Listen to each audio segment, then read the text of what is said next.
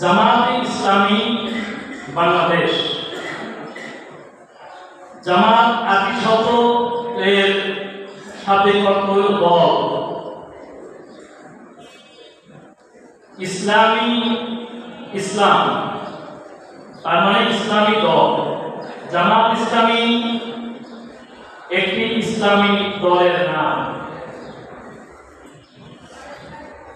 ইসলামী দলটির পরিচয় কি? জামাত ইসলামী দলের পরিচয় বলার আগে একটু ভূমিকায় আমি কথা বলতে চাচ্ছি। আল্লাহ রাব্বুল আলামিন হযরত আদম আলাইহিস সালামকে সৃষ্টি করে তিনি তার স্ত্রীকে সহ জান্নাতে থাকার অনুমতি দিলেন এবং বললেন, ইয়া আদম উসকুন আনতা ওয়া যাওজুকাল জান্নাহ, তুমি বাসস্থানে তুমি বসবাস করো।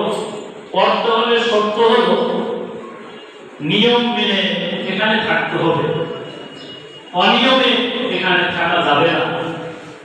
তিনি একটু অনিয়ম করে ফেললেন, বিদায় দুনিয়ায় পাঠিয়ে দেওয়া হলো।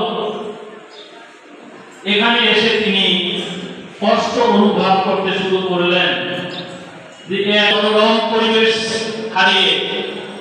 কাজেই তিনি ৩৫০ বছর কান্নায় ভেঙে পড়লেন এবং স্বামী স্ত্রী আলাদা থাকলেন এই ৩৫০ বছর।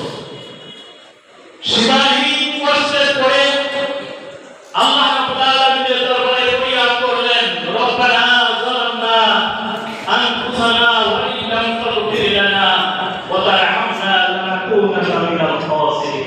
হে আল্লাহ, আমি আমার আব্বার উপর জুলুম করেছি, তোমার নিয়ম না মেনে, তোমার আইন অমান্য করে, অতএব তুমি আমাকে ক্ষমা করো, তা না হলে আমি বিরাট ক্ষতিগ্রস্ত হয়ে গেলাম।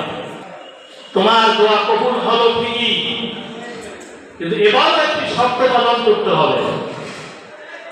সে শর্ত কি? সে শর্ত হলো ফাইন্না ইয়াতিয়ান্নাকুম মিন্নি হুদান ফামান তাবিআ হুদায়া ফালা খাউফুন আলাইহিম ওয়া লা হুম ইয়াহজানুন।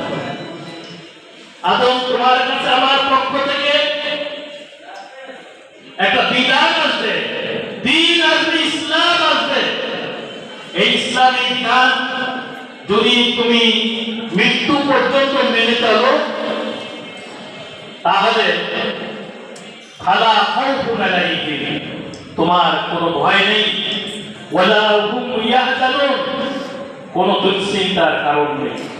হারানো বাড়ি তুমি আবার ফিরে পাবে। আদম আলাইহিস সালাম তাই করলেন।